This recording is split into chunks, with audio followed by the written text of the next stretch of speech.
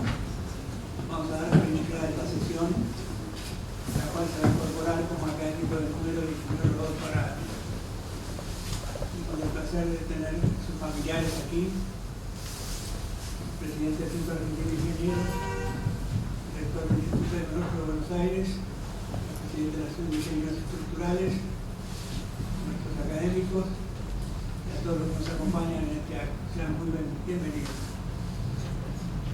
Es muy grato decir la ceremonia donde se recibe un nuevo académico, sobre todo un académico de la calidad que tenemos aquí al lado, y estamos comentando recién de la juventud. Las academias suelen ser el lugar donde acceden personas de cierta edad. Tener 54 años no es cierta edad, estamos acá, es un hombre joven y altamente meritorio, que bien conocido en nuestra academia, no solo por su desarrollo profesional y sus actividades, sino porque recibió un par de premios por parte nuestra, el primero de ellos hace 18 años. Lo estuvimos aquí insertando hace exactamente esa cantidad de años. De manera que es un alto honor para nosotros recibir a Rodolfo Arada. Yo le voy a entregar el diploma y una medalla que lo acredita como académico. Lo va a presentar el presidente honorario, el ingeniero Oscar Valdén, y luego va a hacer uso de la palabra el nuevo académico. Rodolfo.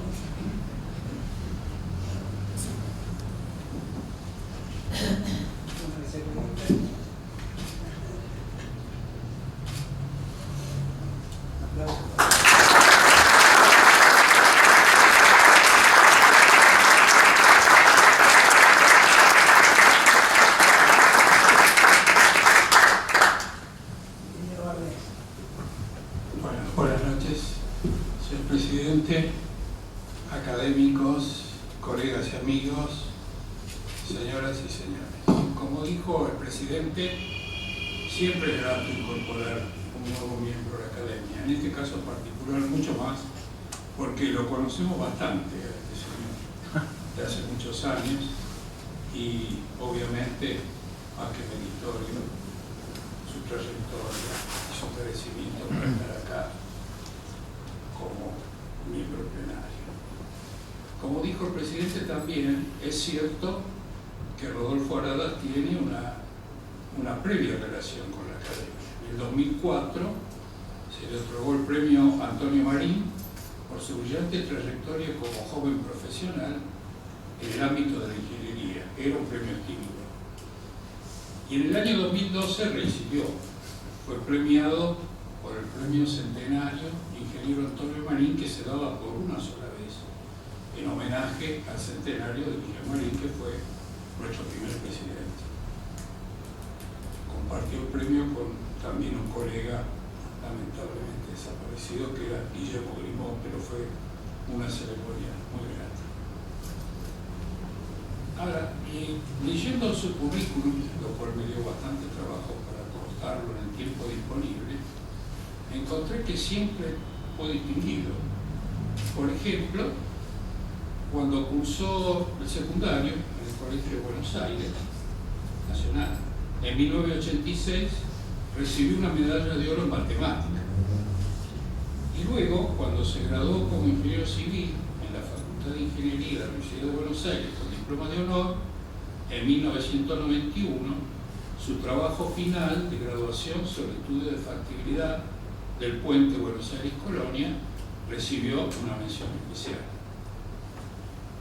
En 1992, además, tuvo un hecho que creo que fue un hito en su carrera, porque obtuvo una beca otorgada por la Confederación de Industria Británica para trabajar 12 meses en Gran Bretaña, con la prestigiosa firma de ese entonces, era una de las mejores en su actividad, que era Sir William Harcroft Partners Limited. En Sir William Harcroft Partners Limited, el Reino Unido, comenzó en el 92 en el Departamento de Ríos e Irrigación con la modelación matemática de estructuras hidráulicas. Pero además aprovechó su tiempo y entre el año 2002 y el 2005 obtuvo un doctorado en recursos hídricos de la Universidad de Nottingham. En el ámbito profesional entonces comienza en esa etapa con lo que luego serían sus fortalezas en la ingeniería aplicada de modelación hidrológica. Por ejemplo, fue siempre un experto en la dirección de proyectos de infraestructura a nivel de ingeniería básica, licitatoria y detalle, en el desarrollo de planes maestros integrales para áreas urbanas y rurales, recursos hídricos, aguas pluviales e inundaciones fluviales, en el diseño de obras de tunelería, en los estudios integrales de recursos hídricos y modelación matemática aplicada, en aguas subterráneas, procesos hidrológicos, fenómenos transitorios y tuberías presurizadas, en el desarrollo de análisis integrales de riesgo en temas hídricos y elaboración de sistemas de apoyo para la toma de decisiones, en el desarrollo de software aplicado a la ingeniería y en el uso e implementación de sistemas de información geográfica, en el desarrollo de estrategias de inversión de infraestructura, de suministro y agua y saneamiento. Entre 1994 y el 2019, como ingeniero de William Harper Partners, que luego se transformó en CH2M en 2014 y luego en Jacobs en 2018, participó en proyectos en los cuales tienen tal importancia que yo no fui capaz de suprimir alguno de ellos, por eso puede participar. Pero me resultaba difícil tachar algo del valor que tienen estos trabajos. En el 2019, en la Argentina, trabajó en el plan director de drenaje de la cuenca del arroyo Medrano. Fue el director del proyecto para el BIT. En el 2017, el diseño del emisario cloacal Verazategui, dirección de proyecto para AES. En 2015 al 2017, en Uruguay, Montevideo, plan director de saneamiento y drenaje de Montevideo para el BIT. En 2014-2019, en la Argentina, ingeniería de detalles por el actual margen izquierda de Riachuelo, lote 1, para Aguera. En la Argentina, la ingeniería de detalles del emisario del Río de la Plata como parte del plan de saneamiento de la cuenca de Matanza-Riachuelo. Director de proyecto para Salini Impregilo Geire. En el 2014-2017, en Uruguay, Montevideo, el emisario Punta Yeguas, en Montevideo, un trabajo que recuerdo muy bien, bastante difícil, pero fue muy interesante.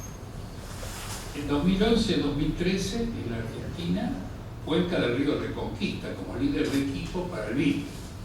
2011-2012, Argentina, cuenca del río Colorado, determinación de área de riesgo hídrico, director del proyecto para COIRCO.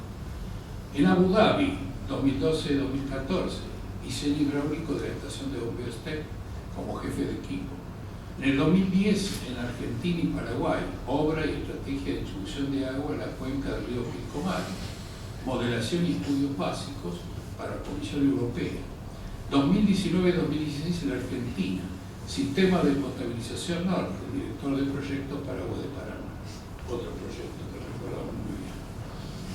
En Panamá, túnel interceptor cloacal de la Bahía de Panamá. 2008-2005, en el Reino Unido, estuario del Támesis, trabajo muy interesante, en la evaluación de las opciones conceptuales, como experto en la modelación matemática para el Banco Mundial. En el 2008, en los Emiratos Árabes Unidos, en el plan maestro de aguas pluviales de 3 ciudades de ese país. 2006-2007, estudio integral del río Paraná y su influencia en el área de Santa Fe, Argentina. En el 2006, modelación física de las obras de derivación y el registro de descarga de los túneles de alivio del arroyo Maldonado para el gobierno de la Ciudad de Buenos Aires. Fue la primera etapa de esa obra, felizmente desarrollada. En el 2006, Santa Lucía, evaluación de recursos hídricos de la cuenca de Mineras. Argentina, Paraguay, Bolivia, estudio de la línea de base ambiental y socioeconómica de la cuenca Río Pilcomayo. En el 2005, Reino Unido, el proyecto SPACE, European Spatial Planning Adapted to Climate. En 2013, en Camboya, proyecto de utilización del agua. En Brasil, en el 2003, gerenciamiento ambiental para la exploración y producción offshore de gas y petróleo en la cuenca de Santos Campos, Espíritu Santo. En la Argentina, en 2001-2006, Plan Maestro de Drenaje de la Ciudad de Buenos Aires, experto en modelación matemática como representante técnico de FAL. En 1997, Argentina, Plan Maestro de la Cuenca del Río Salado, experto en modelación matemática y análisis de riesgo hídrico. En Panamá, estudio de caracterización del sector de agua y alcantarillado. En el Reino Unido, otra vez en 96-97, proyectos de aguas residuales de TAR, experto en modelación matemática. En el Reino Unido, también proyecto de asociación de la planta de tratamiento de agua de Hampton. En 95, Argentina, plan director de la ciudad de Clorinda, en Formosa, Resistencia en el Chaco, Goya en Corrientes, en la modelación de recursos hídricos y supervisión de un sistema SIS. En 94-95, estudio de regulación del valle aluvial de los ríos Paraná, Paraguay y Uruguay, especialista en física y modelación matemática. A partir de 2019, Rodolfo se desempeña como consultor independiente. En la Argentina, recientemente ha actuado como director del proyecto del colector Bajo Costanera, en el anteproyecto tramo Borges hasta Dock Sud y el proyecto ejecutivo del tramo Costa Salguero Dock Sud para la ciudad de Buenos Aires y AISA. En Honduras, la consultoría para asesoramiento en planificación de recursos hídricos en la ciudad de Tegucigalpa. En Uruguay, el refuerzo pluvial de la cuenca de Mataperros. En Argentina, ingeniería de detalle de la planta de pretratamiento de Frente Riachuelo, el lote 2, que era el que les faltaba.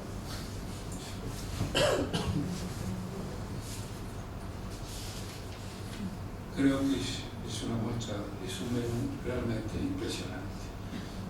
Rodolfo Aradas también se desempeña en la docencia. Es profesor adjunto regular de la Cátedra Planificación de Recursos Hidráulicos de la Universidad de Buenos Aires, docente en análisis de sistemas hídricos, curso de maestría en gestión del agua, y visiting lecture para la UNESCO, Delft, International Water Resources Management Aspect en International Project 2009-2010. Es miembro del Comité Académico y Docente, curso de maestría sobre planificación y gestión de la infraestructura urbana en la Universidad de Buenos Aires y la Universidad Tecnológica Nacional. Y es miembro del panel editorial del Journal of Flood Risk Management del Reino Unido. Rodolfo Arada ha dictado muchos cursos y conferencias en el ámbito local en el Reino Unido y en seminarios internacionales, instituciones, congresos y universidades sobre temas dentro del amplio espectro que cubre sus capacidades en la modelación de recursos hídricos e infraestructura, la operación de redes de agua y desagües locales, el control de la reducción y sedimentación en lechos fluviales, el gerenciamiento y administración de proyectos de ingeniería marítima y de costas. Es autor de más de 30 artículos técnicos publicados y de presentaciones en libros y revistas especiales. ¿Cuál es nuestra conclusión? A todos estos logros de alto mérito deben sumarse sus dotes personales. Arada lleva a cabo sus tareas con una acción incansable y tenaz. Fui testigo personal de ello en numerosos emprendimientos de envergadura por su tamaño y complejidad que he tenido la oportunidad de compartir en Argentina, Uruguay, Panamá y Trinidad y Tobago, donde su rol, diverso y eficaz en cada caso, fue determinante para una feliz conclusión. A esto debe sumarse su espíritu de comunicación entre pares y colaboradores. Dueño de una notable inteligencia y de una evidente generosidad y modestia para compartir sus conocimientos, su trato enriquece a quienes tienen la posibilidad de conocerlo como referente, colega y amigo. Sin duda, es un hecho muy positivo que contemos con Rodolfo Arada en nuestra academia, a la que sin duda contribuirá con su aporte por un largo tiempo, ya que es un hombre joven y muy entusiasta. Muchas gracias.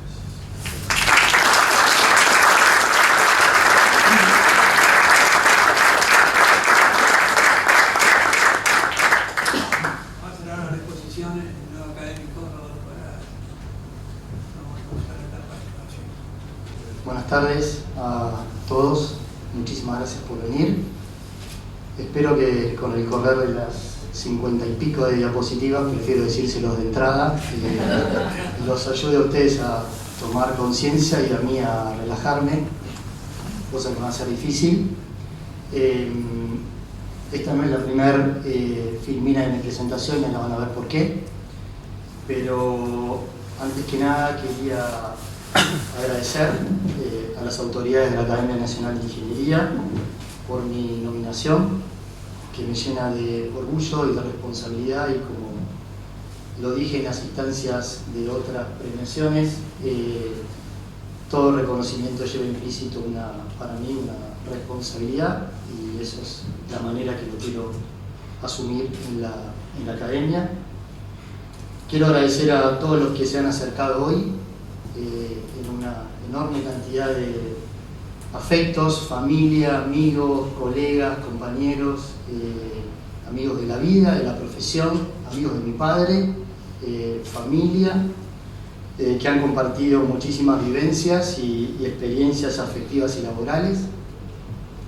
Y muy especialmente quiero agradecer de todo corazón a mi mamá, Beatriz, a mi hijo Gonzalo, a mi pareja Sofía, que bueno, me acompañan día a día de distintos ángulos, y les quiero agradecer la energía y el acompañamiento que siempre me dan. Quiero agradecer y recordar a quien sembró mi pasión por la ingeniería, y en cuya rectitud me inspiré para llevar a cabo mi profesión,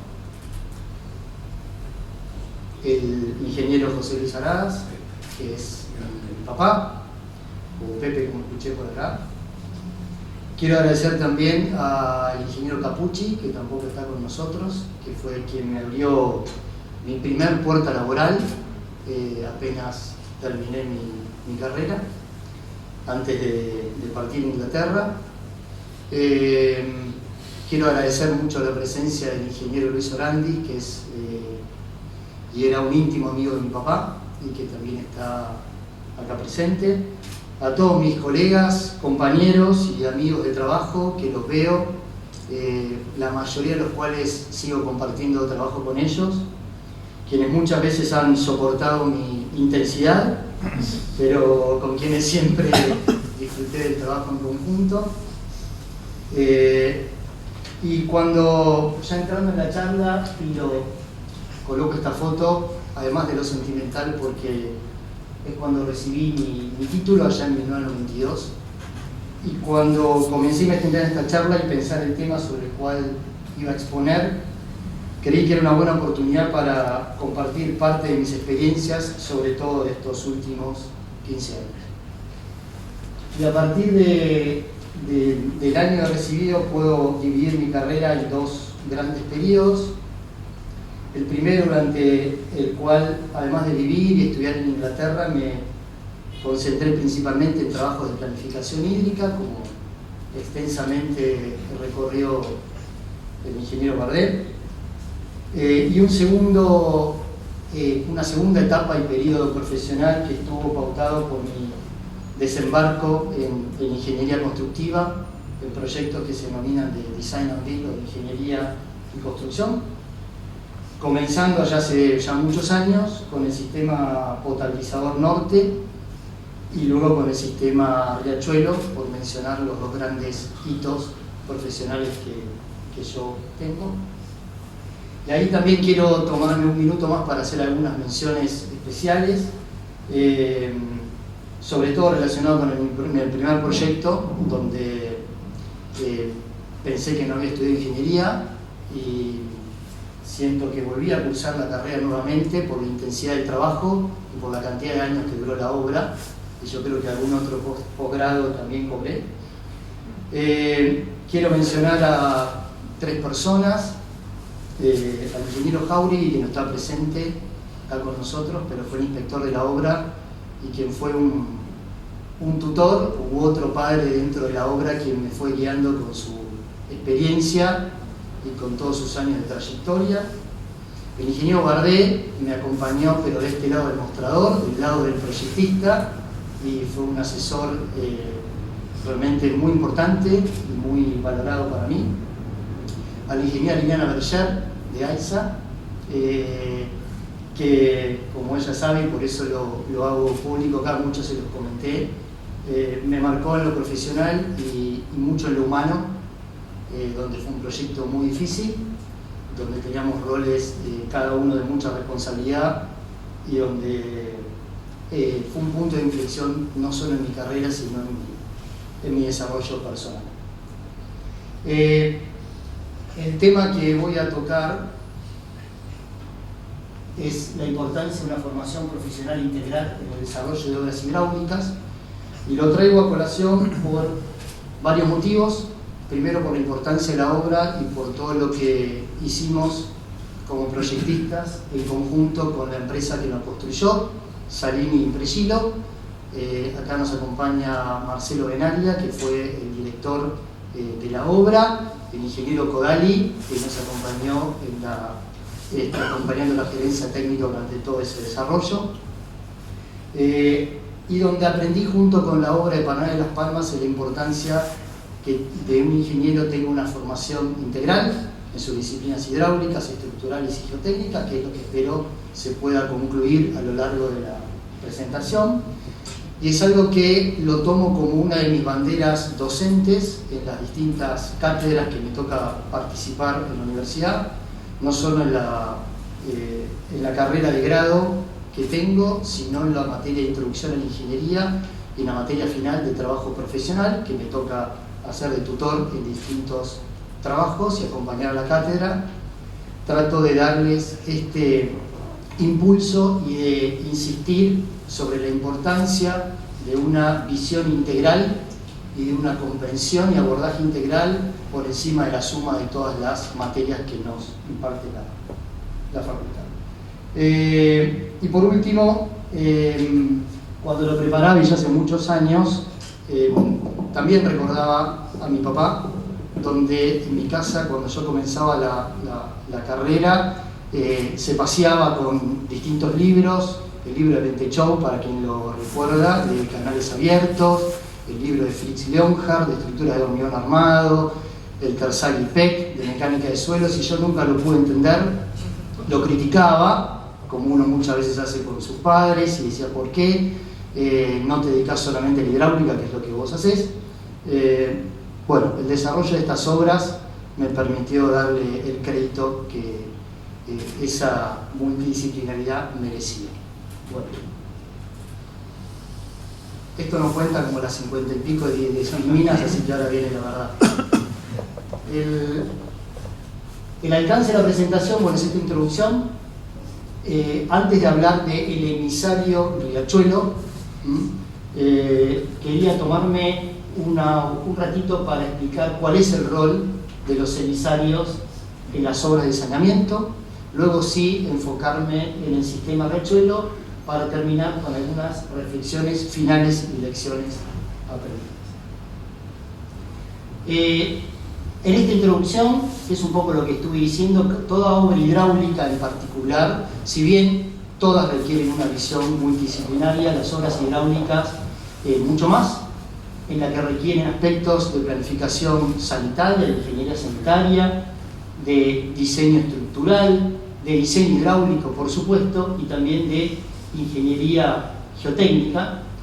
Y hay otra integralidad que también es muy importante, que es la de diseño y construcción, sobre todo en este tipo de obras donde uno desarrolla la ingeniería prácticamente al mismo tiempo que se realiza la construcción. Eso es un desafío muy importante y requiere una integral, que es algo que robo acá el ingeniero Zárate, que en alguna reunión lo presentó, de diseño y construcción. ¿Cuáles son algunas de las particularidades de las obras hidráulicas? Están destinadas a conducir y almacenar agua para dar sustento a diversos procesos y fines de abastecimiento, de energía, de saneamiento, entre otras. Muchas veces se construyen enterradas y por ende guardan una estrecha relación con el terreno que las circunda, y eso realmente las impone aspectos de diseño muy importantes. Su estado constructivo temporario difiere mucho del estado de servicio de la obra. Eso es algo muy importante. Cuando uno proyecta un edificio, eso no ocurre. Cuando uno proyecta una obra hidráulica, hay un estado constructivo, en general las obras están vacías, pero cuando tienen que trabajar, tienen que estar operativas, se dice que están en servicio si tienen condiciones totalmente diferentes a ese estado constructivo. Más aún, muchas veces deben insertarse las obras que proyectamos dentro de sistemas que ya están operando, que ya están en servicio. Por lo tanto, el riesgo de intervenir esas obras en servicio es muy importante, es muy delicado y debe tenerse en cuenta en la ingeniería. Además, dicho estado de servicio, y acá estamos hablando de un estado de servicio definido por la presencia del agua, incluye cambios de régimen hídrico tanto permanente como impermanente. El agua puede estar quieta, o el agua se puede estar moviendo, y el agua se puede estar moviendo de manera muy rápida, y todos esos estados generan solicitaciones en una obra muy diferentes y todos ellos deben ser previstos en el proyecto. La interacción del agua con el medio que la contiene, un conducto, un recipiente de hormigón, es muy importante desde el punto de vista de la durabilidad de la obra. Y cuando proyectamos obras hidráulicas, estamos hablando de una vida útil de por lo menos 100 años. Algo que nos es muy difícil poder ponderar al día cuando uno proyecta cómo va a ser esa respuesta en 100 años, y es uno de los grandes desafíos de la ingeniería, pero que circule agua en un conducto o efluente local en un conducto puede generar cambios muy importantes en el comportamiento de los materiales. Y algo para terminar que siempre insistimos en el comienzo de la carrera de ingeniería, a diferencia de la ingeniería estructural y en alguna medida de la ingeniería de suelos también, es muy difícil la resolución teórica de estas obras. Resolver teóricamente una obra hidráulica es muy complejo.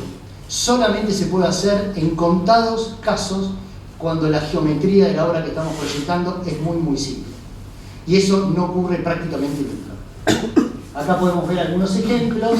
Esta es la obra que el ingeniero Bardé mencionaba de una estación de bombeo en Abu Dhabi, donde estas imágenes son de un modelo numérico, tridimensional, pero también se desarrolló un modelo físico en la Universidad de La Plata. Este es el túnel aliviador del conducto Maldonado, por debajo de la avenida Juan B. Justo. También se realizó un modelo físico en el laboratorio de la Universidad de La Plata. Ninguna obra hidráulica de magnitud se lleva a obra sin realizar un modelo físico o una reproducción a escala que permita darle certidumbre a lo que uno proyecta. Bien, vamos a hablar de una obra de saneamiento, como es un emisario. Comencemos a repasar qué significa el saneamiento. Son las obras y medidas en general que permiten brindar condiciones de salud pública relacionadas con el abastecimiento de agua potable y el tratamiento y eliminación de excreta humana y aguas residuales. Y esto es muy importante porque estamos saliendo de un periodo muy crítico como fue la pandemia de COVID, donde la salud pública lógicamente estuvo en primera plana, y me parece importante volver a traer a colación el saneamiento, porque saneamiento es salud pública. Deriva del latín de sanitas o sanus, que significa sanidad, salud. Y algo interesante, que es en la actualidad todavía hay algunas reminiscencias de cómo se denominaba esta disciplina anteriormente, que se denominaba ingeniería de la salud pública, como vemos en algunos libros y como también vemos en algunas obras de posgrado. El saneamiento y su evolución, si bien hay experiencias desde el comienzo de la civilización de la separación de la excreta del ser humano, la recolección más formal de efluentes data de comienzos de 1800 y la presencia sistemática del tratamiento tuvo lugar recién a comienzos de 1900 en coincidencia con el desarrollo de las teorías de Koch y Pasteur, que iluminaron la vinculación entre el saneamiento y la bacteriología, que la bacteriología es el responsable de procesar el efluente cloacal y sanearlo del lugar. En el país, la era sanitarista comienza aproximadamente en 1870, durante la presidencia de Sarmiento, un hito realmente muy importante por la visión que tuvo Sarmiento en cuanto al desarrollo de este tipo de obras, siguiendo la corriente mundial de lucha contra las epidemias. Así nace el saneamiento formal. ¿Qué es un sistema de saneamiento? Es un conjunto de procesos, como dije, mediante el cual la excreta humana y las aguas residuales son gestionadas desde el punto de que se genera, por ejemplo, en nuestros domicilios, hasta el punto de reuso o uso o disposición final. No es una obra en particular, ni una sola obra, sino que es un conjunto de obras que permiten albergar distintos procesos, desde que se separa, en este caso la materia fecal o la excreta del ser humano, que es muy importante, hasta que se logra un tratamiento y algo muy importante, una disposición final adecuada. ¿Sí?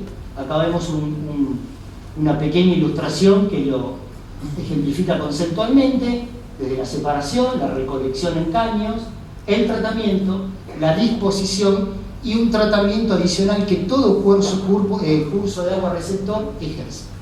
Pongo acá con puntos suspensivos el reuso, porque el reuso del líquido tratado es algo que en distintas partes del mundo cada vez tiene más auge e importancia. Estas esferas muestran el grado de desarrollo que tiene a nivel mundial, sobre todo en nuestra región y en nuestro país, el desarrollo de estas obras. La separación es lo más común, lo que tenemos en nuestros domicilios, en muchos domicilios. La recolección le sigue en orden de importancia. El tratamiento es apenas de un 20, un 25%, como mucho un 30%, que es lo que, por ejemplo, tenemos en promedio a nivel país. Y la disposición final todavía viene aún más atrás. La situación actual del saneamiento, con datos recientes de la Organización Mundial de la Salud, siguen siendo cifras impactantes, como podemos ver acá, donde solo el 54% de la población recibe o utiliza un servicio de saneamiento gestionado de forma segura, y no son servicios de saneamiento que impliquen llegar a esa disposición final. Y cualquiera de las cifras que podamos leer acá son realmente impactantes y que realmente nos debe generar una reflexión muy importante desde el punto de vista de la ingeniería y el desarrollo de obras de infraestructura, porque todas estas obras de agua potable y de saneamiento hacen a la salud de nuestra población, indudablemente. Los objetivos de desarrollo sostenible es algo que Naciones Unidas ha impartido hace unos pocos años. Hay distintos objetivos. Argentina ha adherido a ese objetivo, como muchos otros países, del acceso universal al agua y el saneamiento al año 2030, objetivo que nos va a demandar muchísimo esfuerzo y muchísimo compromiso si es que queremos cumplir. Bien, ahora sí vamos de a poco entrando en la obra. ¿Qué es un emisario? Un emisario es un conducto que permite transportar el líquido residual, cloacal, la mayoría de las veces, al interior de un cuerpo de agua, sea un río caudaloso o, en este caso, como vamos a ver, el río de la Plata. De manera que garantice que no retorne ese fluente a las costas ni que interfiera con otras obras, por ejemplo, obras de torno. Cuando presentamos esto en la facultad, sobre todo en la primera materia, la introducción en ingeniería, muchos levantan la mano y me dicen, ¿pero eso se puede hacer? Si yo estoy ahí, ¿qué pasa? ¿Me contamino? Y si estoy pegado al emisario, seguramente sí. ¿Sí? Y es en general chocante, y eso me hace pensar siempre a nivel docente cómo transmitir la importancia de este tipo de obras. Porque es muy cierto ese razonamiento. Estamos volcando líquido muchas veces con un nivel de pretratamiento, ahora vamos a ver qué significa, o no con el tratamiento adecuado a un cuerpo receptor. Genera un impacto, no tener este tipo de obras genera un impacto infinitamente más grande. Y ese dilema nos ocupa, como muchísimos otros dilemas, en el desarrollo de obras de ingeniería. Es de muy amplia utilización en América Latina y en todo el mundo, en todas las ciudades que tienen un frente litoral o marítimo o de estuario importante. Hay aproximadamente 140 obras de emisarios en América Latina, de más de 500 metros de longitud. La mayor cantidad de obras de emisarios están frente a las costas del Océano Pacífico, donde prácticamente 40% de la población de América Latina y el Caribe reside en ciudades litorales o con un frente marítimo. De ahí la importancia de estas obras, que son relativamente simples en su concepción, no necesariamente en su construcción, como vamos a ver, pero permite dar un saneamiento o una atención relativamente rápida a una muy buena cantidad de población. Siempre debe utilizarse en forma complementaria con una planta de tratamiento. No es que yo tomo los residuos cloacales domiciliarios, los coloco en una serie de caños y los introduzco en el Río de la Plata o en el mar. No es así, sino que siempre debe estar precedido por una planta de tratamiento. En nuestra región y en nuestro país trabajamos con sistemas que se denominan de pretratamiento o un tratamiento primario de alguna manera, que consiste básicamente en el procesamiento físico del efluente. Básicamente la separación de sólidos, grasas, aceites y alguna otra cosa. En algunos casos con desinfección. No es el tratamiento biológico que tanto en Estados Unidos como en Europa desde hace muchos años exigen a nivel de tratamiento previo a la utilización de las obras de la obra que yo voy a explicar. ¿Eso está bien o está mal? Está muy bien que lo hagan en Europa, tienen los fondos para poder hacerlo, y siempre menciono que hace muchísimos años ellos también comenzaron a desarrollar este tipo de obras con ese tratamiento primario exclusivamente. Luego de muchos años comenzaron a hacer lo que se denomina el retrofitting o actualizar esas obras a un tratamiento adicional. Pero estas obras son las que permiten comenzar a dar un saneamiento. Y ese es un concepto muy importante que me parece que hay que transmitir. ¿Cómo se construye un emisario? En sus orígenes se usaban conductos de acero revestidos de hormigón para diámetros relativamente pequeños. Todavía se utilizan en mucha menor medida, con una técnica que se denomina de bottom pull, o sea que quiere decir que se arrastraban y se tiraban desde la costa o de un barco hacia una zanja. Se podía hacer con conductos relativamente pequeños, que por ser pequeños eran flexibles para que uno lo pueda introducir de esa manera. Con el desarrollo tecnológico de otros materiales, sobre todo con los materiales plásticos de alta densidad, como es el PEA, el polietileno de alta densidad, o el HDP, irrumpen muy fuertemente en todas las redes de conductos y sobre todo en el conducto de emisario, en los conductos de emisarios. ¿Por qué? Porque se empezaron a construir con esta técnica que se denomina de flotación y hundimiento. Son conductos que se transportan flotando, porque son más livianos que el agua, a cualquier lugar que uno quiera instalarlos, se llenan de agua de una manera en particular y luego, por el peso propio, se hunden en una zanja en el mar, a profundidades de 5 metros, 8 metros o 20 o 30 metros, como ocurre en Chile frente a las costas del Océano Pacífico. En la actualidad, estos conductos y esta técnica se puede utilizar en diámetros de hasta 2.500 milímetros y ahora con algunas obras próximas que vamos a tener, esta frontera se está empujando a los 2.800 milímetros o a los 3.000 milímetros de diámetro. Cuando tenemos sistemas más grandes, obras de mayor caudal, de mayor diámetro, sí o sí tenemos que seguir recurriendo a obras de tunelería mecanizada, como lo que vamos a ver acá específicamente en las filminas próximas, ¿sí? Este es un pantallazo de las 3 técnicas que hay para construir un emisario. Si yo tengo una obra de mucha importancia y no quiero hacer un túnel, tengo que caer en colocar 2 o más conductos de 2,5 o 2,8 metros de diámetro, con la complejidad que eso trae aparejo. El sistema Riachuelo. El sistema Riachuelo, cuya líder nos acompaña acá, la ingeniera Marcela Álvarez, con quien hemos compartido muchísimas presentaciones, y es quien ha liderado del lado de AISA esta obra.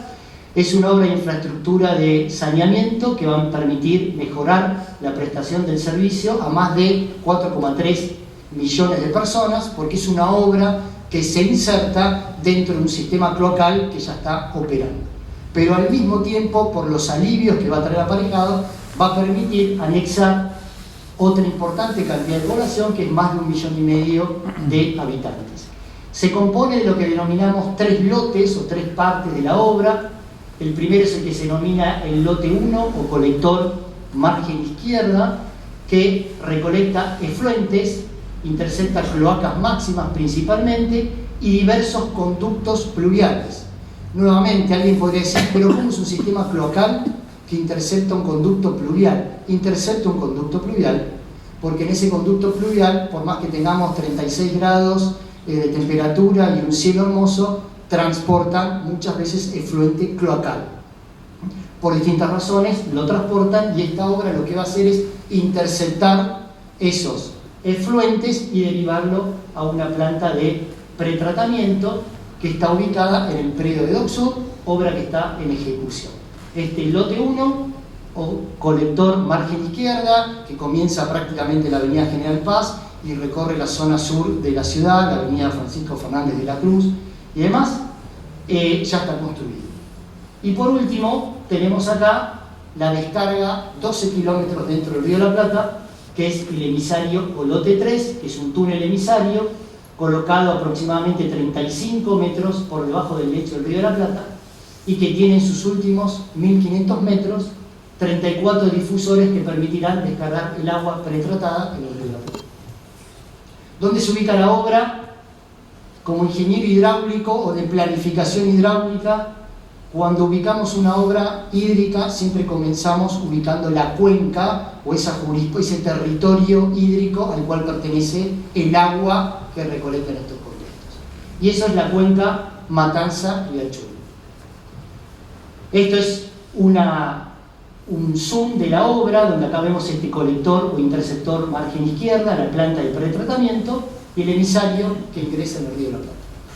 Es muy importante mencionar la cuenca Matanza-Riachuelo, porque el detonante para el comienzo de esta obra es una causa judicial que se denomina la causa Mendoza, Beatriz Mendoza, quien junto a otra serie de vecinos del Riachuelo demandó al Estado, a la provincia de Buenos Aires, a la ciudad de Buenos Aires, por serios problemas de contaminación que hubieron en la cuenca. A partir de ese juicio, la Corte Suprema dictó un fallo, creo que en el año 2008, en el que dispuso que ACUMAR, que es el órgano que regula la cuenca Matanza-Riachuelo, y otras autoridades intervinientes en la cuenca y en el territorio, comenzaran con las obras que estaban planificadas.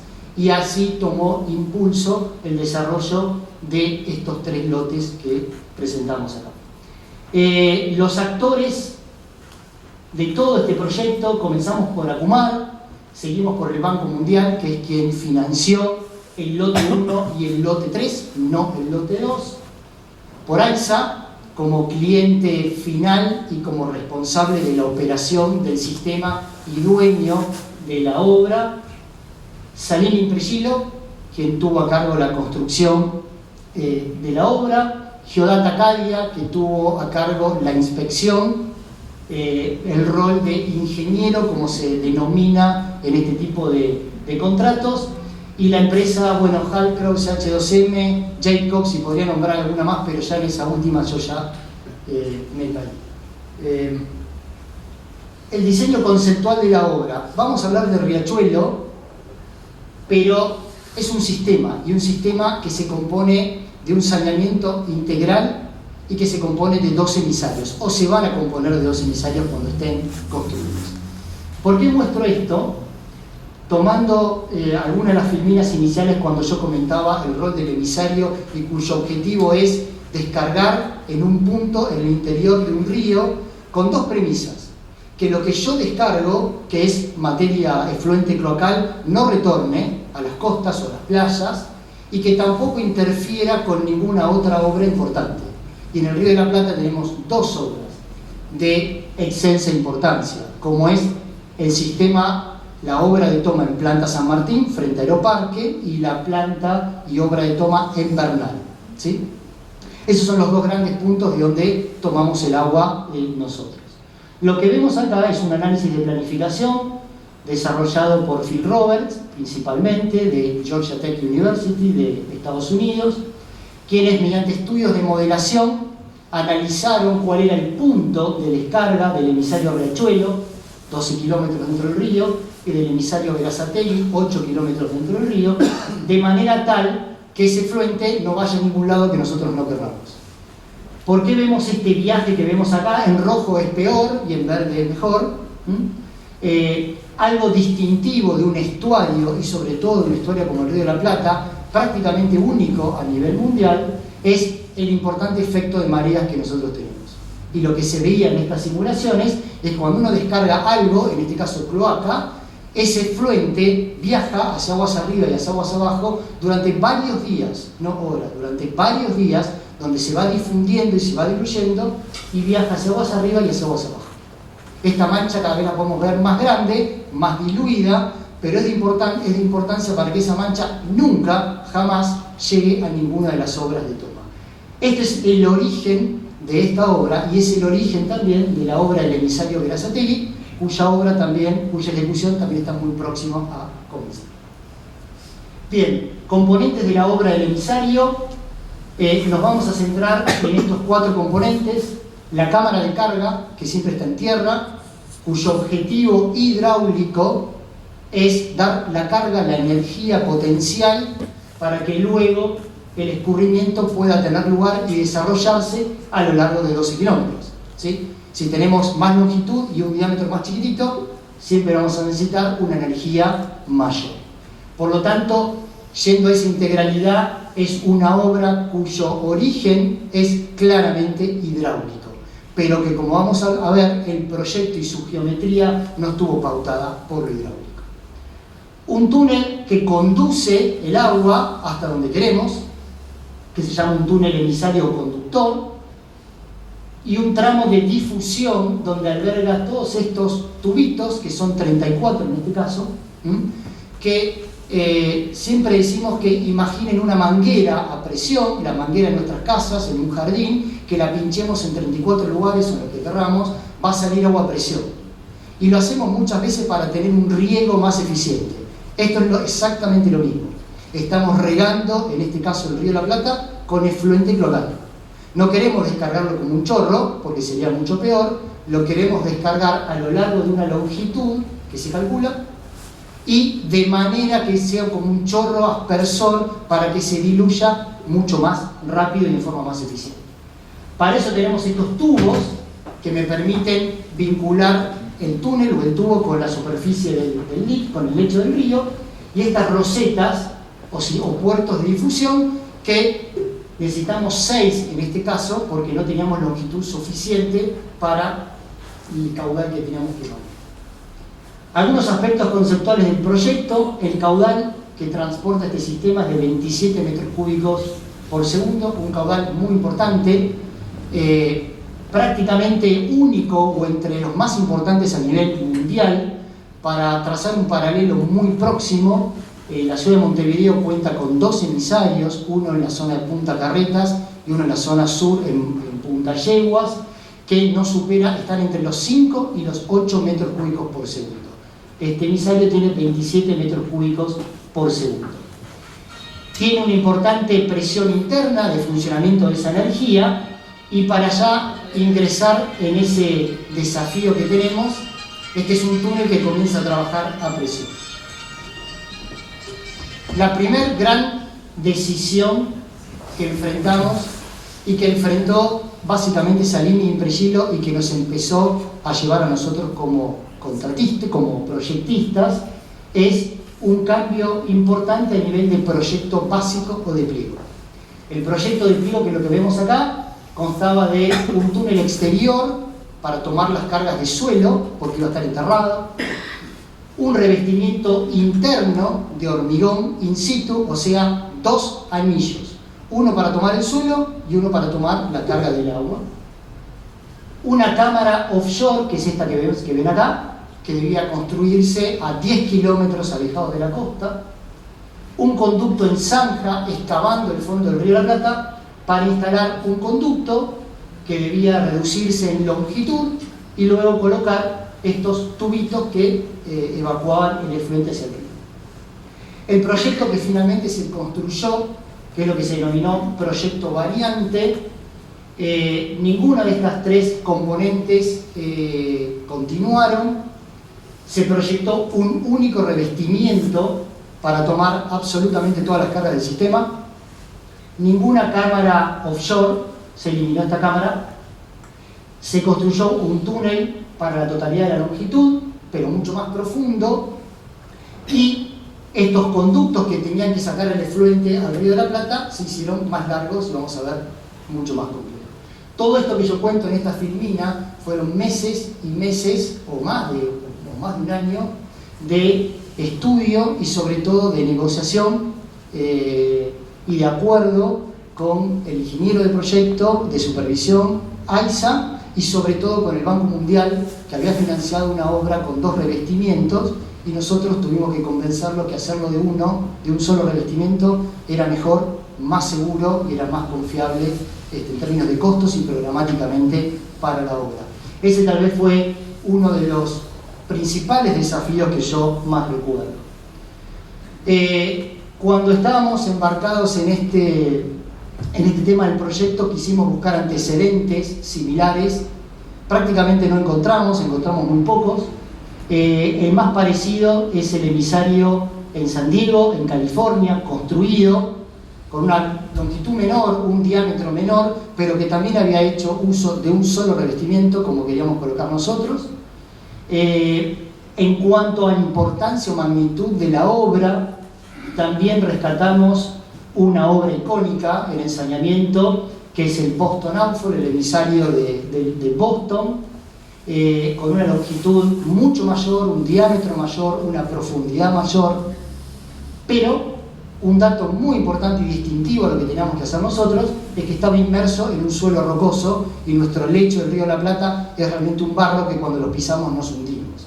Eso realmente no nos permitía usar este trabajo como antecedente. Los chinos tenían varios antecedentes que nos costó muchísimo descifrar y abandonamos. Imposible que nos brindasen información, imposible conseguir información, pero veíamos que alguna experiencia también habían tenido en esto de construir un solo revestimiento. Principales desafíos que tuvimos con la ingeniería: construir una cámara de carga, que es esta que ustedes están viendo acá, a las orillas del Río de la Plata, de gran profundidad, con características nunca antes experimentadas en la ciudad de Buenos Aires o en el ámbito metropolitano. No me animo a decir más allá que eso, pero siempre lo conversamos con el ingeniero Bardé y creo que no hay antecedentes de esta magnitud.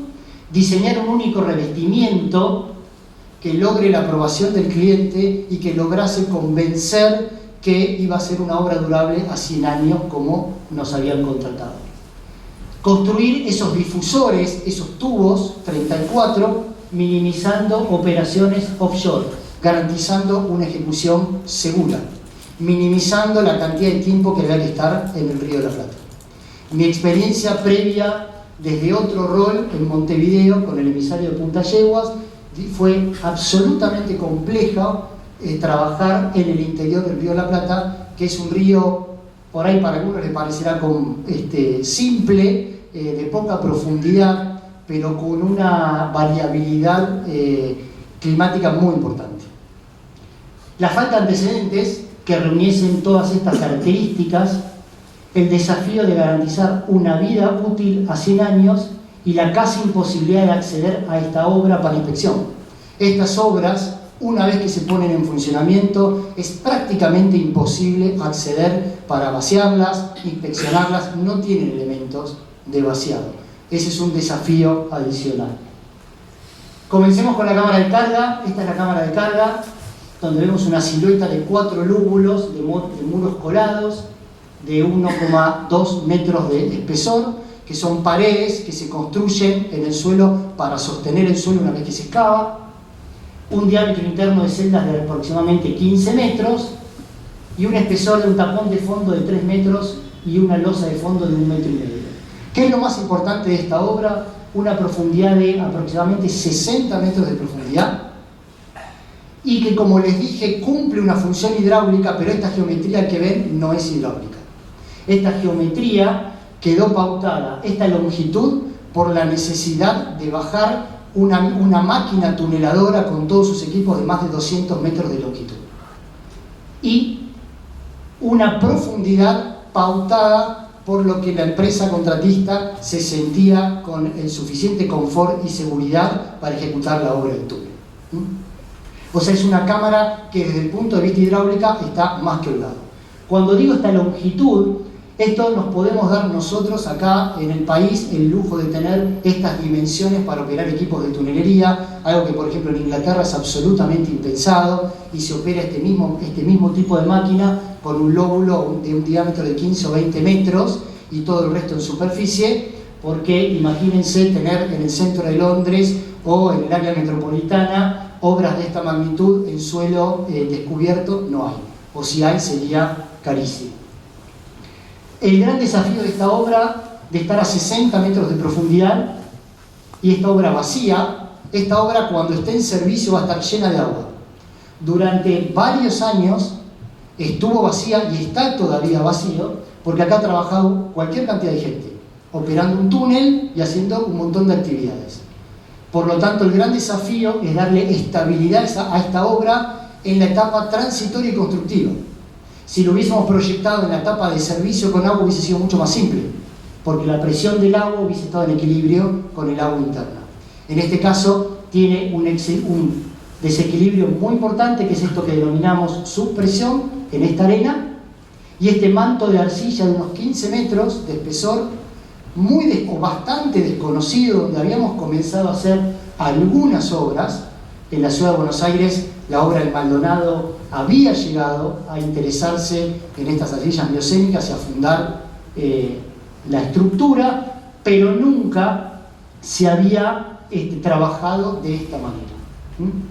Estas son estas arcillas de consistencia muy firme que nos costó muchísimo trabajo caracterizarlo. Imagínense que el subsuelo es muy difícil de caracterizar con una gran certidumbre. Uno hace sondeos, hace aproximaciones, pero poder garantizar que esto tiene 15 metros en todos lados es imposible.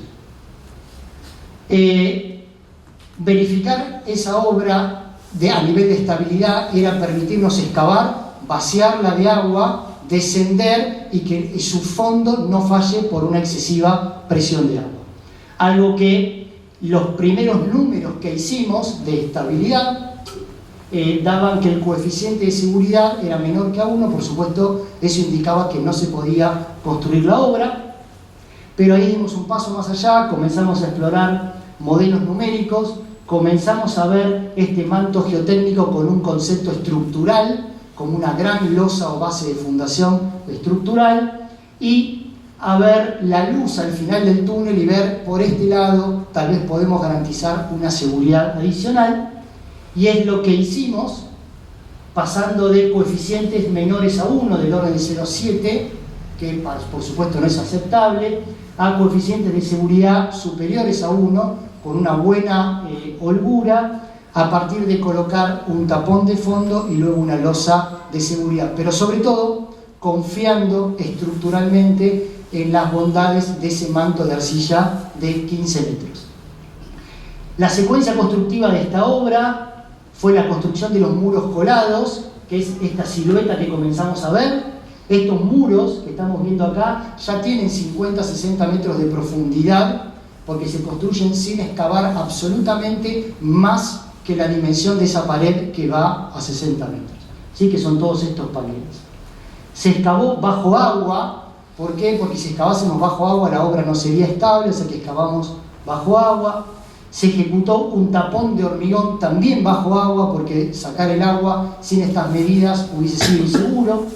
Se vació la cámara, esta fue la etapa más crítica de la obra, comenzar a vaciar la cámara, y se ejecutó la losa de fondo para que luego sí comenzasen las operaciones de trabajo.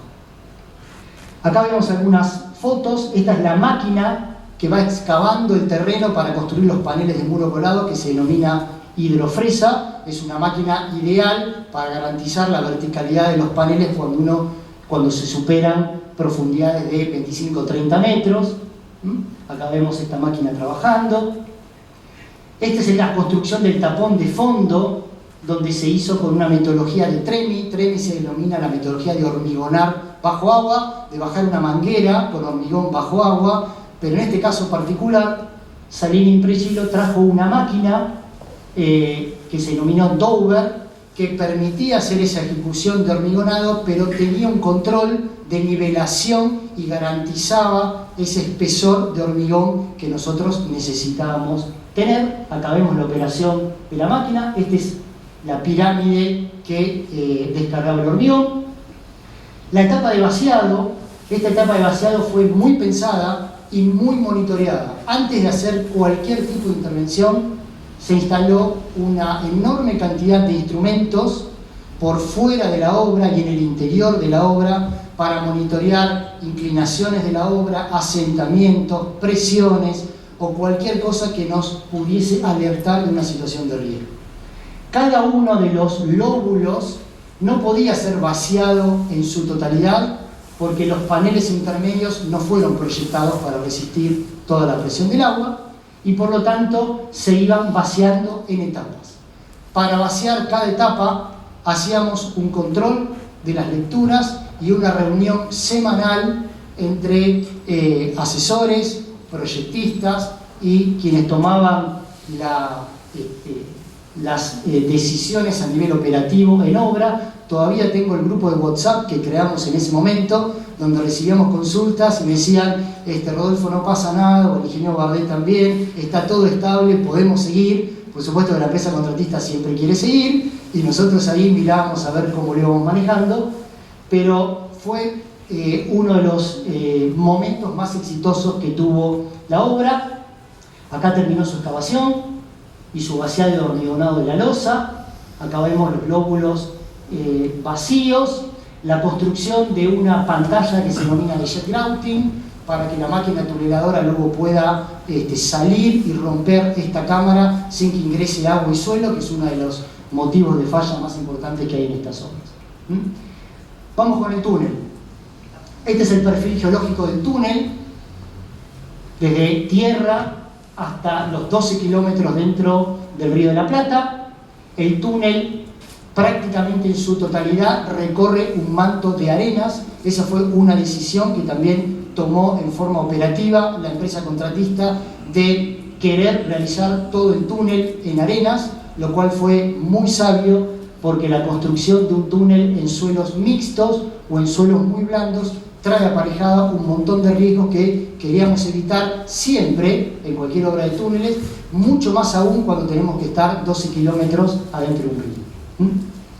Alguien podrá decir también, pero el agua no va siempre para abajo, y acá tenemos un túnel que va para arriba. Nuevamente, como es un conducto a presión, la hidráulica hace lo suyo, pero todas estas decisiones se toman desde un punto de vista operativo, en este caso constructivo, para favorecer el drenaje del agua en el interior del túnel durante una etapa constructiva. Otro de los elementos que no se toma, una decisión que no se toma con un criterio de proyecto hidráulico, a pesar de ser una obra hidráulica. El dilema de los túneles trabajando a tracción, y este es un hito también fundamental en esta obra, que es que el escenario habitual de los túneles con dovelas, como vamos a ver, son estos túneles que se construyen con piecitas de hormigón, fue ideado y concebido para sostener la carga de suelo, ¿sí? Para hacer un agujero en el terreno y soportar la carga de suelo, sin que colapse, por supuesto. El escenario habitual es trabajar con estos túneles vacíos o con poca agua, pero principalmente, por ejemplo, es una construcción que se utiliza en el proyecto de carreteras, ferroviarios, de subterráneos, donde ese túnel va a estar operativamente vacío. Los túneles tienen estas piezas, acá estoy exagerando en su cantidad, de hormigón, unidas con estos puntitos que son conexiones mecánicas, bulones, básicamente, que cosen este anillo. El escenario habitual de los túneles de emisarios, históricamente, es hacer esto mismo, pero colocar un revestimiento interno de hormigón, para que el túnel tome el suelo, la carga de suelo, y el conducto de hormigón interno tome la presión de agua. nosotros no seguimos esta línea de trabajo y dijimos vamos a hacer lo mismo, lo que se hace habitualmente, y que ese único revestimiento tome tanto el suelo como el agua. Y ahí, yendo a los antecedentes, nos encontramos con paneles de expertos que cuando se construyeron obras antecedentes recomendaban ignorar la presencia del suelo. Fíjense que en este caso el suelo me carga y me deforma la obra, y en este caso el suelo me colabora a tomar una carga, resiste. Por lo tanto, mientras esto lo tengo que mayorar, esto lo tengo que minorar. ¿Cuánto? No sabíamos. Y los paneles recomendaban ignorar el suelo. Nosotros no seguimos ese camino, y bueno, hicimos bastantes análisis para tratar de incluir el suelo. El enfoque de diseño de la obra constó de muchísimos ensayos de laboratorio, un diseño hidráulico estructural, ensayos a escala real y luego un monitoreo una vez construida la obra. Cito estas 4 componentes porque lo que uno hace habitualmente en un proyecto es solamente esto. El diseño hidráulico estructural es lo más común.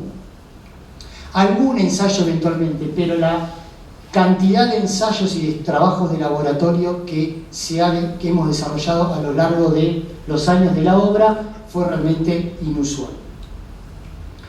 El proyecto comenzó con el diseño hidráulico y fíjense que donde hemos puesto más atención no fue en el diseño del túnel en sí, que fue relativamente simple, donde tuvo un diámetro de 4,3 metros de diámetro, que también fue un túnel algo más grande que lo necesario para poder operar la máquina con suficiente confort. Sin embargo, donde hemos puesto más énfasis en proyectar este elemento chiquitito, que es la roseta de difusión, que es donde se concentran las mayores pérdidas de energía, porque cada decena de centímetros de energía nosotros sabíamos que lo íbamos a pagar con el diseño del revestimiento. El diseño del revestimiento que tenía que tomar esa tracción no se podía dar el lujo de ser excesivamente conservador en el cálculo hidráulico y tuvimos que ir a modelos tridimensionales, modelos computacionales 3D de mecánica de fluidos para poder analizar su eficiencia. Acá presento en sociedad el anillo del túnel. Este es el túnel que está construido. Se compuso de estas 5 piezas de hormigón de 30 centímetros de espesor, donde vemos acá 2 sellos de estanqueidad.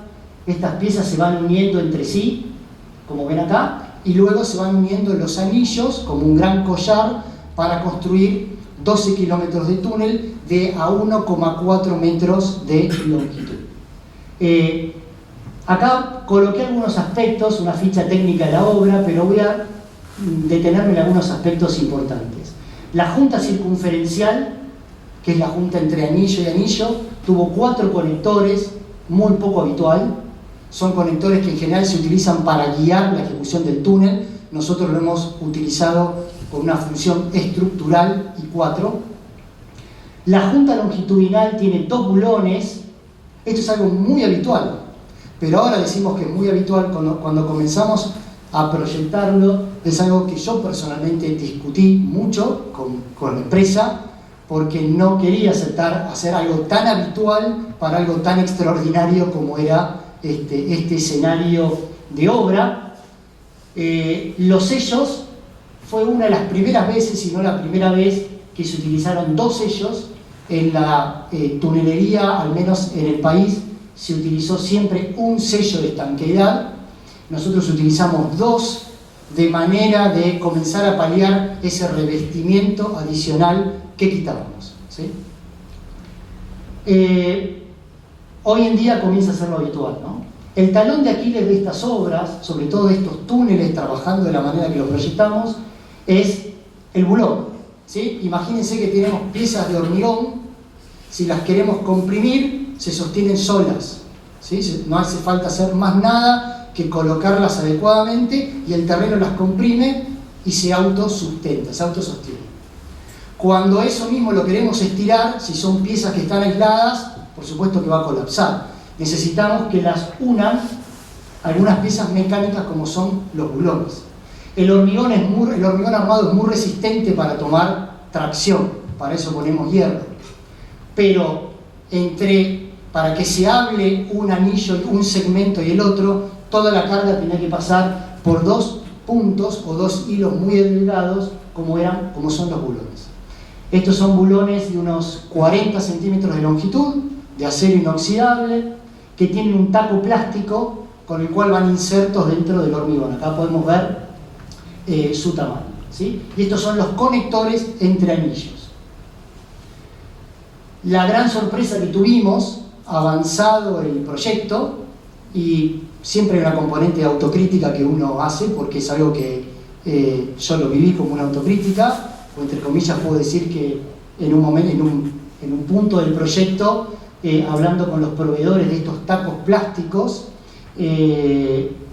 me desayuno que la resistencia de este elemento era la mitad de lo que nominalmente iba a tener, porque este taco y todo este sistema iba a estar durante 100 años embebido en agua.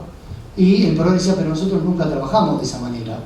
De hecho, en la mayoría de los túneles ferroviarios, estos bulones se utilizan solamente para construir el túnel y luego se retiran, porque es común que estos bulones se aflojen y caigan en los vagones de un subte o de un ferrocarril, con el riesgo que eso implica.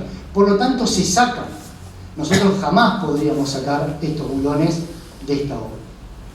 Para eso nos embarcamos en muchísimos estudios de laboratorio físicos con la Universidad de Roma, de Bolonia, trabajando con muchísimas pruebas para tratar de estimar dos aspectos: la resistencia de estos tacos plásticos de poliamida a largo plazo y siempre presencia de agua. Cuando tenemos un material plástico, sabemos que si está saturado, la poliamida decrece su resistencia, por un lado, y segundo, que cuando tenemos un elemento plástico y continuamente lo sometemos a un esfuerzo, en este caso de tracción, ese elemento cada vez se deforma más, que es lo que se llama fluencia o viscoelasticidad. Predecir ese comportamiento viscoelástico a largo plazo, a 100 años, fue muy complejo. Hicimos muchísimos ensayos. Eso nos permitió llegar a una dosificación de este taco plástico, que además de ser plástico, agregamos un 50% aproximadamente de fibra de vidrio en el taco plástico, y además comenzamos a poner en juego estructuralmente los conectores entre anillos, de manera tal que a corto o mediano plazo el túnel, la carga le iban a tomar los bulones. Cuando estos bulones comenzaban a ceder, comenzaban a colaborar también los conectores de corte. Todo esto que yo digo muy rápidamente fue años de vida que creo que se me han cobrado, pero que suman más de los 54, Oscar, pero ahí vamos. La fabricación de dovelas, acá hay una serie de fotos, tuvo lugar en Rodríguez. En este caso la planta de dovelas estuvo inusualmente lejos de la obra del túnel, donde vemos que es un proceso realmente industrial. El proyecto de un túnel comienza con la ingeniería de detalle del molde, que es esto que uno ve acá, donde coloca la armadura, coloca el hormigonado. Esto tiene una precisión realmente milimétrica, o más aún, de tolerancias que se exigen muchísimo en términos de variaciones de esta jaula de armadura. El hormigonado es un hormigonado especial para llenar esta jaula, y además un proceso de curado al vapor intensivo e industrial en el interior de esta fábrica. Bien, el diseño de la máquina, que es la gran protagonista de esta obra, de la TBM, que se llama Tunneling Boring Machine, máquina para excavación de un túnel.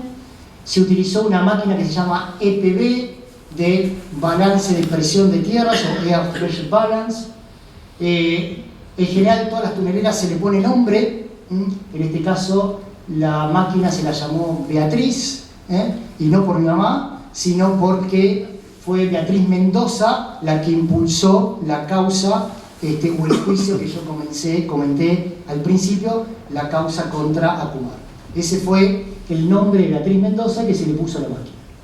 Es una máquina cuyo diámetro de excavación, por supuesto, tiene que ser mayor que el diámetro del interior del túnel, que fue 4,3 metros de diámetro.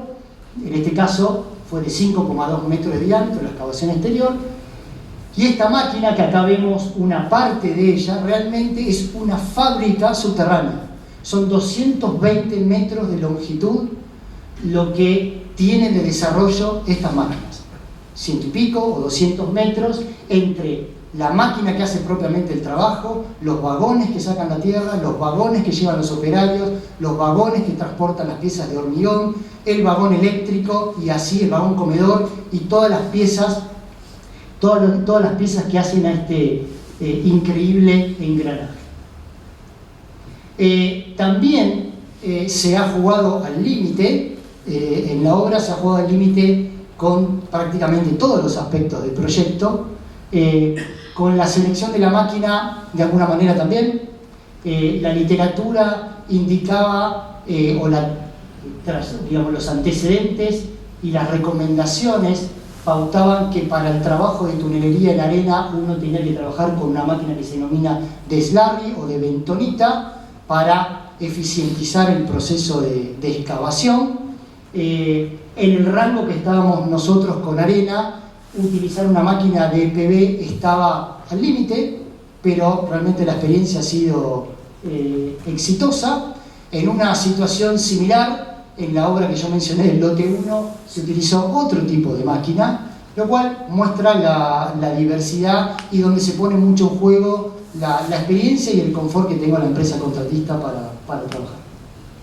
Pero bueno, esto muestra también, esta tabla muestra que como antecedentes de este tipo de máquinas, en este tipo de suelos, el emisario Rachuelo está entre los primeros 10 antecedentes en términos de magnitud de la obra, longitud, diámetro y utilización de una máquina de estas características.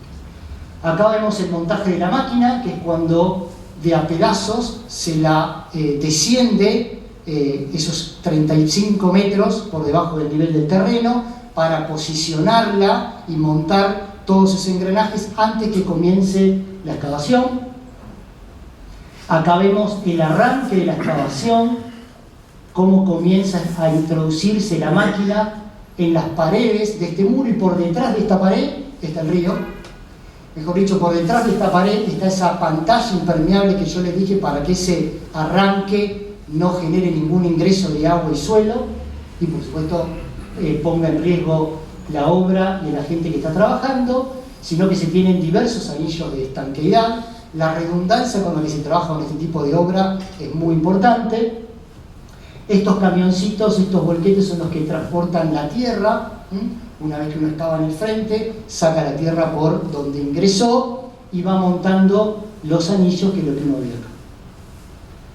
Bueno, estas son más fotos de la construcción. Acá vemos el interior del túnel y todos los puentes grúas que permiten descender los anillos y extraer la tierra por fuera de la obra. El monitoreo, como les dije, ensayos y monitoreo han sido una pieza clave del diseño. Este es un monitoreo que se hizo como parte de la etapa de diseño, que es decir, más allá de todos los modelos que hicimos, de todos los cálculos que hicimos, vamos a probar que esto realmente funcione. Para eso se montaron estos anillos. Acá ven 2 anillos. En la realidad estos anillos están horizontales. Acá se los montó verticalmente, se les puso una tapa de acero, se lo precintó y se lo sometió a 2 bares de presión por un periodo prolongado de tiempo. Con eso medimos qué desplazamientos teníamos entre anillos, qué fuerza estaban tomando los bulones y los conectores, de manera de calibrar en la medida que podíamos el proyecto que habíamos hecho. Esto antes que comience la obra. Aún en forma previa a este ensayo de monitoreo, hicimos unos ensayos iniciales en el laboratorio de materiales de la Universidad de La Plata. Acá vemos estos bloques de hormigón no curvos, donde simplemente los sometíamos a tracción, y eso nos permitió comenzar a entender cómo teníamos que lograr los bulones. Al principio íbamos a colocar los bulones de esta manera, en la misma dirección, y luego dijimos no, vamos a colocarlos de otra manera por los esfuerzos de tracción, que eso, de torsión, que generaba la transmisión de esfuerzos entre un segmento y el otro. O sea, fue un ensayo muy incipiente que hicimos, pero que nos informó una parte importante del proyecto. Bien, y la última parte del monitoreo, que es el monitoreo post-construcción. Como parte del proceso de aprobación de este proyecto variante, que por supuesto fue muy debatido, costó muchísimo. Imaginen a un organismo que presta el dinero como el Banco Mundial, que contrató 2 revestimientos, decirle que íbamos a hacer uno solo, por las razones que se le expuso, de riesgo, y que han quedado claramente probadas. Finalmente, el compromiso que se llegó es hacer la obra, pero instrumentar los primeros 1000 metros, no recuerdo bien, de túnel intensivamente y monitorear ese comportamiento del túnel para, en función de los resultados que obteníamos, ver si se validaba la totalidad de la obra. Si no se validaba, hubiésemos tenido que recaer en algún revestimiento interno de algún tipo, ¿sí? ¿Qué es lo que fundamentalmente buscamos con el monitoreo? Era ver si las presiones de suelo que colaboraban sobre el túnel eran mayores que las presiones de suelo que nosotros habíamos estimado con los modelos matemáticos. Y eso se demostró por este gráfico que muestra en un desarrollo longitudinal del anillo de 360 grados. Esta línea azul son los esfuerzos de compresión que tenía el anillo producto de la carga de suelo, y estos puntitos acá muestran la carga que efectivamente estaba tomando el anillo. Eso nos mostró que estábamos del lado de la seguridad, y todas las partes se convencieron y nos convencimos que podíamos seguir adelante. Acá se ven distintos gráficos de instrumentación, de deformaciones entre los anillos, celdas de carga, etc. Bien, vamos a la última parte de la obra, que son los difusores. Una vez que hicimos todo esto, dijimos, bueno, ¿cómo se construye estos 34 tubos? No son tubitos, son tubos de más de 600 milímetros de diámetro que tenían que vincular el agua transportada en este túnel con el lecho del Río de la Plata, para emerger por sobre el lecho del Río de la Plata y difundir el eflujo. Para ello, la empresa Salini Impresido desarrolló lo que se denominó el Riser Concept, que fue una propuesta innovadora de ejecución de estos conductos desde dentro del interior del túnel. Recordarán en los antecedentes que yo les mencioné, por ejemplo, el túnel o el emisario de Boston, donde era más profundo, más largo y con más cantidad de tubitos. ¿Cómo se ejecutó? Pero dije, ese túnel fue hecho en roca, y estos tubos se pudieron construir desde arriba, desde la superficie del agua hacia abajo. ¿Por qué? Porque llegar a hacer esta unión, que implica romper el anillo previamente construido, en roca, donde no haya presencia de agua, no generaba ningún tipo de riesgo. Se podía hacer desde el interior del túnel, romper, esperar que descienda el túnel, el conducto que viene, el tubo que viene desde el lecho del río, sin ningún tipo de problema, y hacerlo en seco, sin presencia de agua. En este caso es absolutamente imposible. A 35 metros de profundidad de un lecho de un río, donde tengo material arenoso o limoso, arcilloso, pero con presencia de mucha agua, hacer un agujero en este túnel, claramente se va a llenar el agua de suelo y de agua. Por lo tanto, no se podía ejecutar. Entonces, la empresa decidió ejecutarlo con un concepto que se denomina de pipe jacking, un concepto que fue probado y se ejecuta hace muchísimo tiempo, que es ejecutar una obra de tunelería en vez de ir colocando los anillos como yo mostré, empujándolos, hincándolos en el terreno. Pero siempre se hace horizontalmente. En este caso, lo novedoso fue hacerlo verticalmente y desde el interior de un túnel. Eso requirió el desarrollo de piezas de diseño. Una de ellas fueron estos anillos especiales, que ahora voy a comentar en qué consisten, y de una nueva máquina, una máquina totalmente diferente a la máquina Beatriz que yo les mostré antes. una máquina que fue desarrollada en Italia exclusivamente para el desarrollo de esta obra por primera vez. Estos anillos especiales tenían por fin, por objetivo, tratar de arribar a cada uno de estos 34 lugares con un orificio perfectamente alineado. No podía quedar rotado, como habitualmente pasa cuando uno hace un túnel, porque si bien tiene un control topográfico muy importante, después de 10 kilómetros llegar a tener una precisión milimétrica de un anillo es imposible. Tener una variación, por decir algo, de grados en la posición de este orificio hubiese sido muy riesgoso, porque hubiese comenzado a hincar un tubo 25 metros de profundidad con un ángulo de 2, 3 grados, 5 grados, y hubiese generado un riesgo para la obra y hubiese generado todos los tubos desalineados. No tanto con una problemática hidráulica, sino con una problemática estructural. Por lo tanto, garantizar eso implicó desarrollar un anillo especial que nos permitiese llegar al punto y girarlo. Girar el anillo y la unión hasta el punto exactamente en el que queríamos comenzar a hincar un tubo. Y luego, este fue el primer anillo de posicionamiento, que es un desarrollo principalmente mecánico, ni hidráulico, y casi diría, digamos, con poco componente estructural, pero sí mecánico, para albergar y permitir ese juego y el montaje de ese anillo en el tubo. Luego de montado este anillo de posicionamiento, se montaba este anillo tal cual lo mostré antes, excepto que lo que se denomina la clave o la parte superior del anillo tiene un agujero para el montaje de una pieza especial sellada que permitía el hincado de los tubos. Cuando llegamos a ese punto y al diseño del concepto, que iba a ser un concepto donde se hincaba un tubo, ese tubo en un suelo blando, como es la mayor parte del lecho del Río de la Plata, prácticamente no iba a haber inconvenientes, pero teníamos todavía una buena cantidad de metros de arena que atravesar. Esa arena que nos fue muy favorable a lo largo de 10 kilómetros, a lo largo de este último kilómetro y medio no lo era favorable, porque hincar un tubo en la arena iba a generar muchísima fricción y muchísimo empuje. Y cuando uno está operando a estas profundidades y a 12 kilómetros en el río, estas contingencias uno no las podía correr.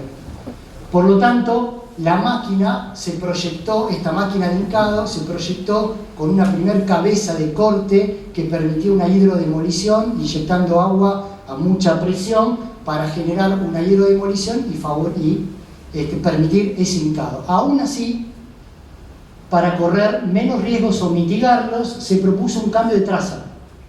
Quiere decir que ese túnel, que iba con una sola pendiente, se generó un zigzag para ir a buscar aún más arriba el manto de arcillas. Acá sí nos convenía estar bien próximos a ese material blando.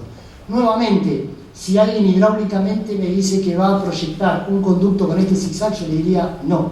¿Por qué? No tiene ninguna razón hidráulica y hasta no es recomendable. Pero en este caso, nuevamente, la decisión se tomó por aspectos constructivos con un minimísimo impacto hidráulico. Estas son fotos de la obra, que es otra estación industrial, diferente, pero también de muchísima magnitud, donde tiene dos estaciones de trabajo, esta es una y esta es otra, que permite realizar hasta 2 hincados simultáneos. Esta es la obra que se construyó en Italia. Y esto es algo muy importante porque también como parte del desarrollo de la obra se hicieron 3 ensayos. Cada una de las piezas de esta obra fue ensayada. Fue ensayada esta cabeza de hidrodemolición, fue ensayado la pieza de hincado en su conjunto y fue ensayada la máquina en su conjunto. Se montó un silo con arena reproduciendo las condiciones del Río de la Plata y se hincó un tubo tal cual se iba a desarrollar en el Río de la Plata. Eso se hizo en Italia con presencia de muchos de los que estamos acá, de ALSA, de la inspección, de nosotros como proyectistas, y una vez que esos ensayos estuvieron concluidos satisfactoriamente, recién ahí se avanzó con el proyecto. Acá vemos algunas imágenes. Esta es la cabeza de hidrodemolición, este es el tubo, fíjense el porte del tubo. El tubo es muchísimo más espeso de lo que sería necesario. Teníamos un tubo que iba a estar todo el tiempo lleno de agua, con agua afuera. Tener agua afuera y agua adentro no ejerce ninguna presión de desequilibrio, no le ejercía prácticamente ninguna carga a ese tubo. No obstante, teníamos un porte muy importante que estaba pautado por el empuje de la máquina. La unión entre estos tubos debía ser muy veloz, porque el hincado de estos tubos uno no lo podía demorar. Si uno está hincando un tubo en arcilla y por alguna razón deja de hacer esa actividad durante días, semanas, o tiene una contingencia y pasa un mes, la arcilla se cierra sobre el tubo y después sería muy difícil volver a rehincarlo. Por lo tanto, nuevamente, la empresa tuvo un diseño muy innovador de cómo hacer estas uniones con bolitas de acero directamente, donde no se hizo ningún acople tradicional, espila-enchufe, sino que se unieron, se ejecutaron las uniones insertando bolitas de acero. Una vez que se completaba la circunferencia, se colocaba un tapón, que está por acá, y así quedaba hecha la trabazón mecánica entre los tubos. Por último, ahí sí se instalaron los difusores, que es esta roseta, ahí sí, bajo agua, se instalaron con buzos, las rosetas de difusión, tal cual están ahora en el Río de la Plata. La máquina a Beatriz quedó sepultada 12 kilómetros en el lecho del Río de la Plata. La máquina que vieron, no los 220 metros, sino la cabeza de corte, que es una cabeza que, como vimos, era más grande que el túnel que construyó, por lo tanto no puede salir para atrás. Todo el resto sí sale para atrás. La máquina que hace propiamente el túnel no puede salir para atrás. Por lo tanto, en vez de hacer una cámara con el riesgo que eso implicaba para retirar la máquina desde una vez finalizado el túnel, se decidió, una vez que se tomaron todos los recaudos ambientales, dejarla sepultada en el terreno y se construyó este tabique, este muro de hormigón, por detrás del cual está Beatriz. Una vez concluida esta parte de la obra, se ejecutó un relleno hidráulico, que es para ir achicando la sección del túnel a medida que uno se aproxima al final. Cuando uno no hace una obra de tunelería, puede colocar tubos de distinto diámetro. Uno podría no hacer nada y que el túnel se sedimente porque tiene menor caudal, menor velocidad y se va a ir sedimentando. En este caso, se construyó lo que se denominó un relleno hidráulico. Bien, últimas dos slides y no miento. Reflexiones y lecciones aprendidas. Fueron muchas, acá resumo algunas de ellas. Para la cámara de carga, su geometría y su dimensionamiento no quedó pautado por un tema hidráulico, sino por un tema constructivo del túnel, que finalmente complejizó su ejecución, y también por aspectos logísticos. Pero en emisarios menos profundos, emisarios que se construyen con conductos plásticos en zanja, ahí sí su dimensionamiento queda pautado fuertemente por el funcionamiento en régimen impermanente del sistema. Porque si es una cámara muy pequeña, en un régimen impermanente, se puede vaciar e ingresar aire en el conducto. Acá hidráulicamente, cuanto más profundo, mejor, y está excesivamente sobredimensionado. Hasta en algún momento pensamos en rellenar algunas de las celdas porque no cumplían ninguna función. Pero en la mayoría de los emisarios sí cumple una función muy importante y el factor determinante es el diámetro. El tratamiento estructural del manto de arcillas miocénicas fue clave desde el punto de vista geotécnico y también con un concepto estructural. Fue un manto en el cual no hemos realizado lo que se denomina la ficha de los muros colados, como se hizo en las obras del Maldonado en la ciudad de Buenos Aires, que fue un paso realmente muy importante para comenzar a trabajar en este manto de arcillas. En esta obra se atravesó estructural, la totalidad de ese manto de arcillas por un concepto estructural. El túnel. Eficientizar el funcionamiento hidráulico fue fundamental no para el diámetro del túnel, sino para arribar a un diseño estructural factible en los elementos de conexión entre las ruedas, en el eslabón más delgado que tenemos. La elección del trazado tuvo un fundamento constructivo que condicionó el diseño estructural. La presencia de arenas en el tramo crítico acotó el desarrollo de presiones efectivas.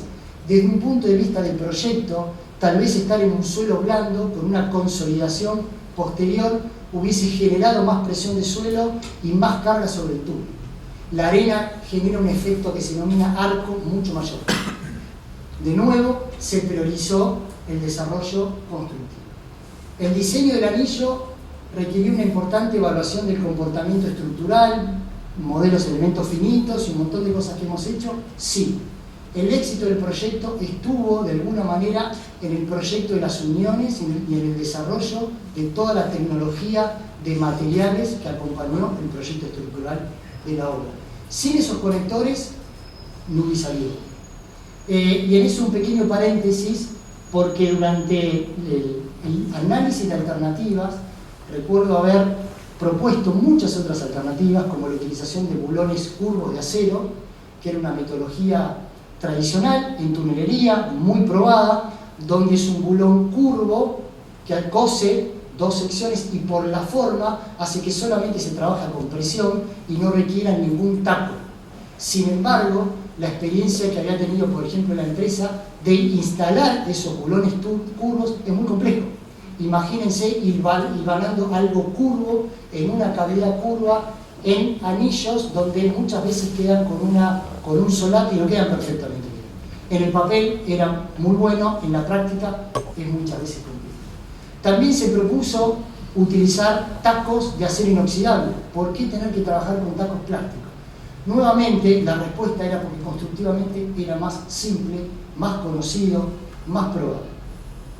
Y minimizar riesgos en una obra de este tipo es de capital importancia, muchísimo más importante que cualquiera de los cálculos tal vez que yo no. Los difusores. Acá sí, el diseño es eminentemente hidráulico y tal vez el único punto rígido que tuvo el sistema y que jamás pudimos tocar. Eso era absolutamente prohibido, cambiar el punto de descarga. ¿Por qué? Nos volvemos a las primeras 5 diapositivas, donde mostramos si cambiamos ese punto de descarga, podíamos comprometer la función primaria de saneamiento y de impacto ambiental que tenía la obra. Y eso, como contratistas y como proyectistas, por supuesto no podíamos hacer, porque no nos competía hacer esos trabajos de planificación. Se introdujo un nuevo cambio de nuevo en la traza, pero eso ya lo hemos hablado. Y por último, el uso de este revestimiento único para túneles con un diferencial de presión interna positivo es factible. Se está comenzando a utilizar cada vez más en reemplazo de ese doble revestimiento. Imagínense lo que hubiese sido construir 12 kilómetros de túnel, sacar todos los equipos, dejar el túnel limpio y volver a comenzar una nueva obra húmeda de hormigonado, nuevamente 12 kilómetros al interior del Río de la Plata. Programáticamente, a nivel de riesgo y de costos, hubiese sido muy complejo. No obstante, el proyecto de estas obras requiere, más que un proyecto estructural, el desarrollo tecnológico de elementos de conexión. También en un momento pensamos en la utilización de dovelas postezadas, algo que tiene un uso importante, pero no en la escala que hemos visto en esta obra. La contribución de la presión de suelo para el diseño del revestimiento es importante. Creo que hemos marcado un hito ahora en que a nivel internacional se reconoce y ya está totalmente publicado que es posible y es recomendable utilizar la contribución del suelo y no como se hacía antes, que decir el suelo había que ignorarlo porque beneficia.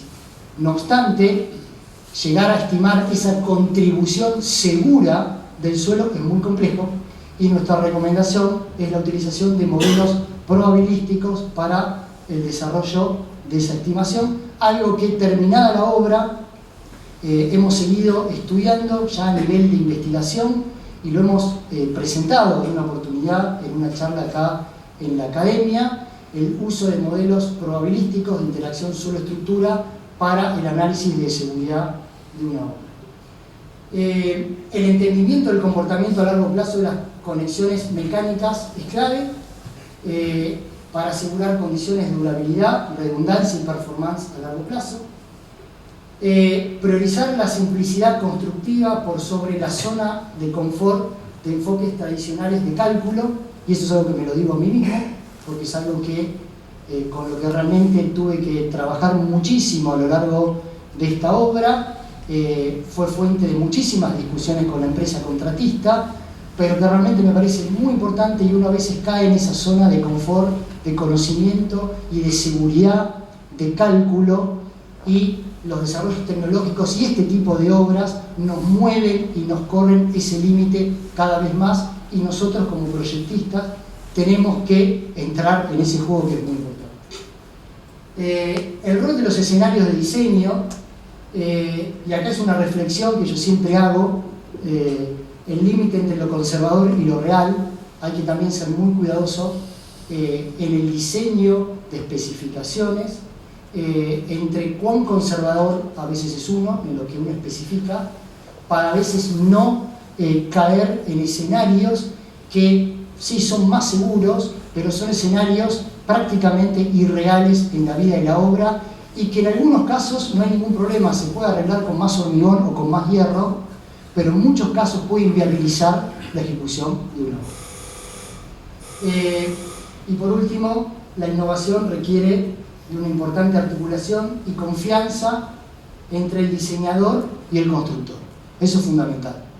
Esa grieta de ellos saben proyectar, ellos saben construir, no existe. La experiencia, en este caso con Salini Impregilo, ha sido exitosa, muy buena, y por supuesto, como ya se lo dije a Marcelo Benaglia, mi agradecimiento. Bueno, muchísimas gracias a todos por la atención.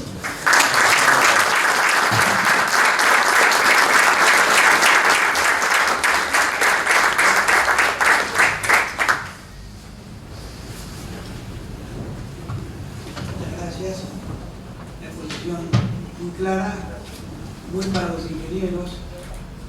Señora Beatriz, no lo va a retar usted por muy largo, porque hemos seguido con mucha atención.